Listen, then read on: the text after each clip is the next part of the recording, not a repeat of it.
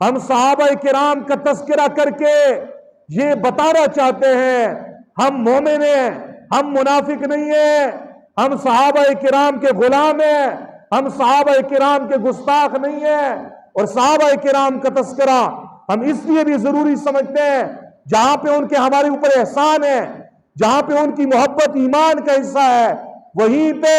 صحابہ کرام کا تذکرہ جتنا زیادہ کیا جائے گا، جتنا زیادہ سنا جائے گا، اتنی ہی زیادہ صحابہ کرام کی محبت میرے اور آپ کے دل میں پیوست ہو جائے گی۔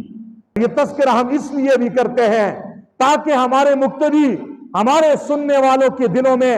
صحابہ کرام کی عظمت بیٹھ جائے، صحابہ کرام کی محبت بیٹھ جائے، صحابہ کرام سے پیار ان کو ہو جائے۔ اگر ممبر محراب سے صحابہ کرام کے تذکرے نہیں ہوں گے، میرا نوجوان، میرا بوڑھا، ہمارے مرد، ہماری عورتیں وہ صحابہ کو پہچانیں گے نہیں،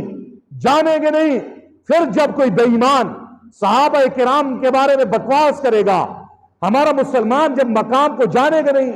تو صحابہ کرام کا دفاع کیسے کرے گا؟ ایک آدمی مجھے گالی دیتا ہے، میرے ماں باپ کو گالی دیتا ہے، میرے خاندان کو گالی دیتا ہے، ہم اپنا دفاع ضروری سمجھتے ہیں، ہم گالی کا جواب گالی سے دیتے ہیں،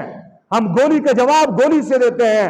ہم جو ہے نا بدماشی کا جواب بدماشی سے دیتے ہیں، شرافت کا جواب شرافت سے دیتے ہیں۔ حضرات صحابہ کرام یہ کوئی لاوارث نہیں ہے،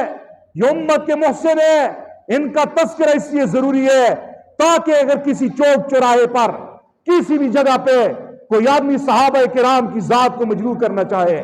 صحابہ کرام کے اوپر انگلی اٹھانا چاہے، تو آج کا مسلمان اس کی وہی پہ بولتی بند کر لے، وہی پہ اسے جواب دے دے کہ ہم صحابہ کرام کے عاشق ہیں، صحابہ کرام کے غلام ہیں، صحابہ کرام کی محبت میں ہم جان دینے کے لیے بھی تیار ہیں۔